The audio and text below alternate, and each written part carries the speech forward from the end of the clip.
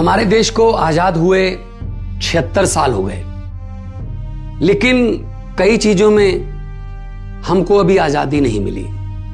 जैसे कि सरकारी दफ्तरों में दुश्वारियां, परेशानियां, बदइंतजामियां। हमारे शहीदों को इस बात की कतई चिंता नहीं थी कि देश को आजादी मिलेगी या ना, लेकिन उनको एक बात की चिंता थी कि आजादी के बाद देश कौन से हाथों में जाएगा, देश के हालात क्या होंगे। हमने आजादी की जंग इसलिए लड़ी थी ताकि हमारी आने वाली पीढ़ियों की जिंदगी आसान हो सके, ना कि इसलिए कि वो जगह जगह पर सरकारी दफ्तरों में धक्के खाएं, परेशानियों का सामना करना पड़े। अगर जंग सबने इकट्ठे होकर लड़ी थी आजादी की, तो फिर सुख सहूलतें भी सबको इकट्ठी मिलनी चाहिए।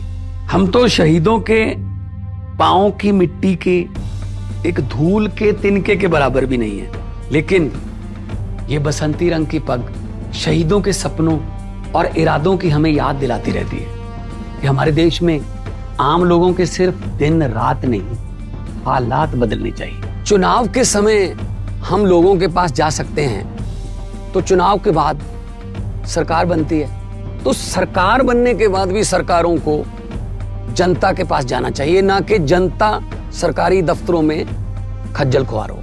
यही आजादी के असली मायने हैं।